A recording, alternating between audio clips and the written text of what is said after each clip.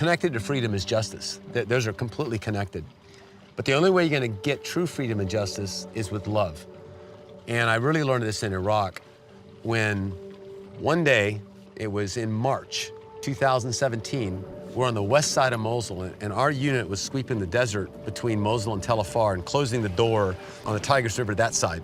Come to this little farm, and there's 3 families down this farm, and there's ISIS, and there's a big gunfight. All the ISIS guys were killed except one. One guy gets away.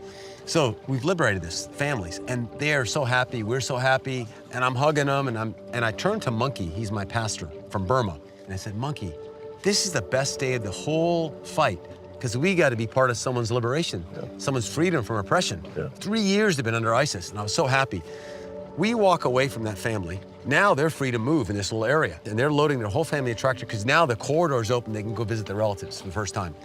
What we don't know is ISIS has mined at all those areas because we've come in from the top.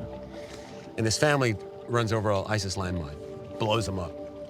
And I see the little girl. And an Iraqi medic, Faiz, that I'm very close to, is already working on her. And he's trying to stop the bleeding, and then he switches to CPR because she's not breathing. When this kid dies, and I run over to try to do CPR, and I'm praying, Jesus, please save this kid. Can't save it. I just start crying. The medic starts crying. Major Nassim starts crying. My medics from Burma, who almost never cry, they start crying. Something about this little girl broke all our hearts. In fact, when I talk about it now, I want to cry. And we're all crying.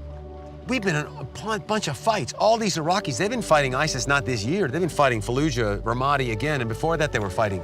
Everybody's seen blood and death, and you hardly ever cry. Maybe you go home and cry. You don't cry in the battlefield. It just broke all our hearts.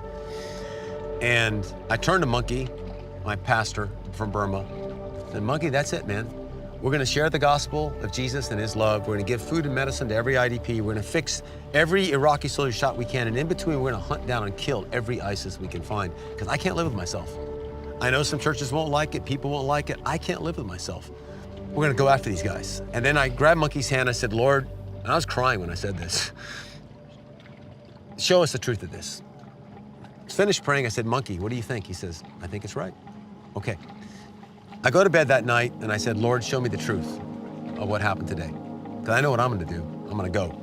I got up at 5:30, opened my Kindle, and I said, Lord, show me. And I went like this.